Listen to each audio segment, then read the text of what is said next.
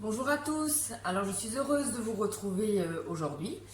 Aujourd'hui je vous propose de faire une recette des mini tartelettes épinards ricotta. Donc je vais utiliser pour la réalisation des mini tartelettes le moule Flexipan Air qui est légèrement transparent si vous voyez, donc c'est en filet, ce qui vous donnera un croustillant à vos tartelettes. Voilà, je le dépose toujours sur une plaque perforée, déjà pour le maintien de votre moule qui est quand même très souple et également pour la diffusion de la chaleur. Donc pour cette recette, je vais utiliser une pâte brisée du commerce. Vous pouvez également la faire maison, il n'y a pas de souci. Moi je prends la solution de facilité et je l'achète. Donc voilà, je la dépose sur mon roule-pâte.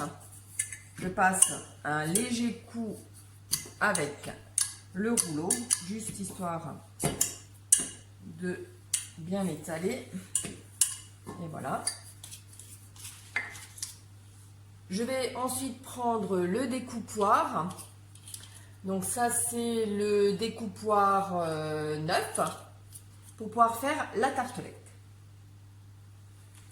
Donc voilà, je fais simplement mes petites empreintes.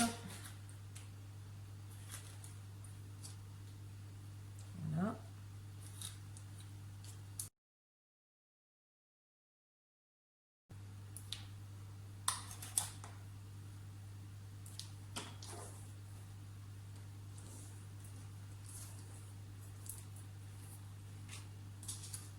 Je récupère donc ma plaque et je vais donc simplement déposer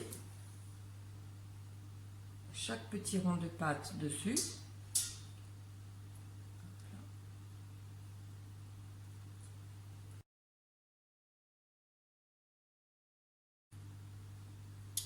Voilà. À l'aide de l'outil de fonçage, je vais donc simplement appuyer pour pouvoir insérer la pâte dans le moule.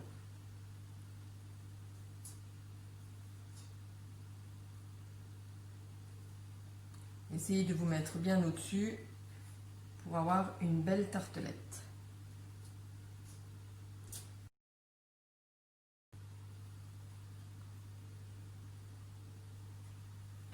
Voilà. Donc là, vous avez les tartelettes qui sont prêtes pour le garnissage. Donc il me restait encore des petites chutes. Je vais juste terminer le moule. Voilà.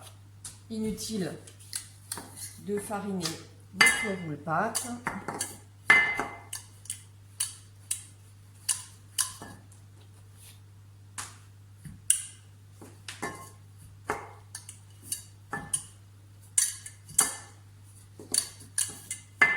Voilà.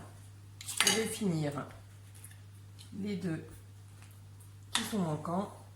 Donc avec un rouleau de pâte brisée, vous faites l'intégralité du moule. Hein. Donc maintenant qu'on l'a un petit peu retravaillé, elle se rétracte un petit peu la pâte. Mettez juste encore un petit coup de rouleau dessus et le tour est joué. Elle colle un peu, il fait chaud. Voilà.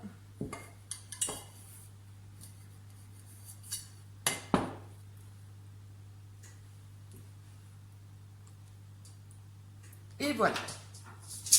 Donc, je mets ma plaque de côté. J'ai préparé mon appareil.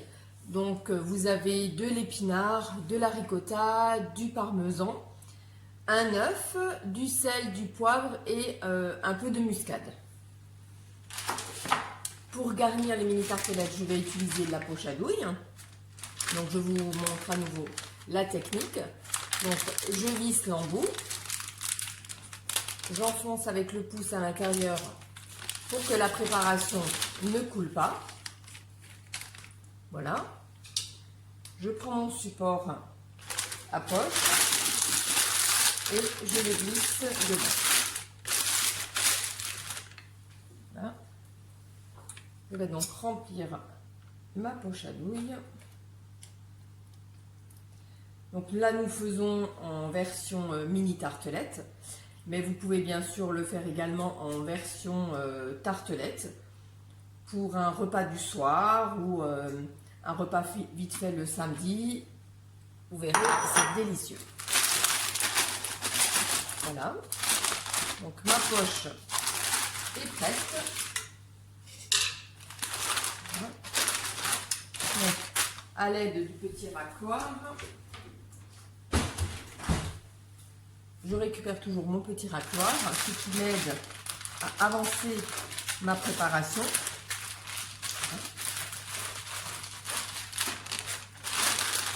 Donc c'est une préparation assez liquide.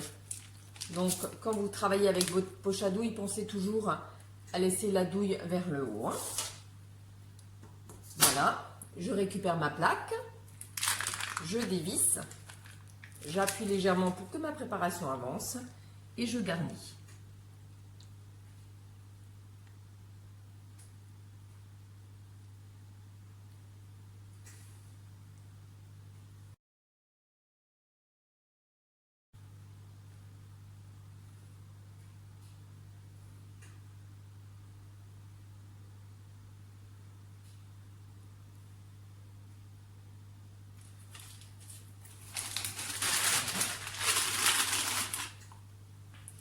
Je tapote un peu la plaque, histoire d'égaliser l'appareil.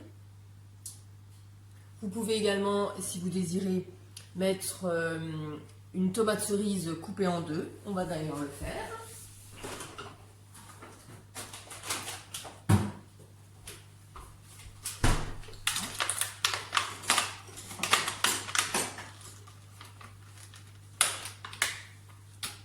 Voilà, donc on prend une tomate cerise. On ne coupe pas sur le roux-pâte, mais à côté. Et vous pouvez déposer une petite tomate cerise au-dessus pour la petite touche déco. Voilà, je ne vais pas le mettre sur toutes, mais c'est juste histoire de voir. Voilà.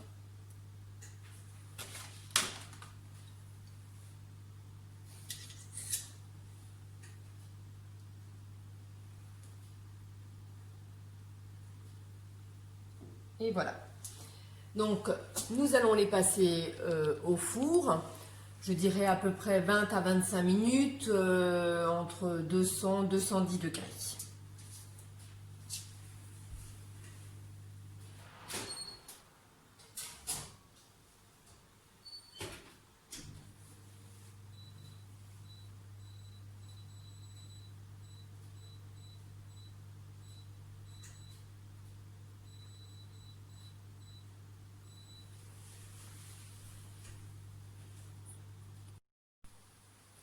Voilà, les mini tartelettes sont cuites.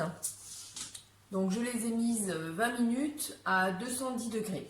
Voilà, donc je vais juste vous montrer. En fait, voilà, elles se décollent toutes seules. Nous allons les disposer sur un plat.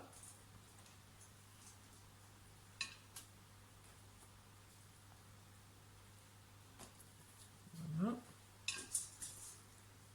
Si vous voulez vous aider, vous pouvez soulever un peu le moule et pousser en dessous pour sortir les tartelettes. Vous pouvez également les faire d'avance et les congeler. À ce moment-là, vous enlevez peut-être 2-3 minutes de cuisson. Comme ça, quand vous les sortez du congélateur, vous les passerez encore un petit peu après au four pour les tiédir.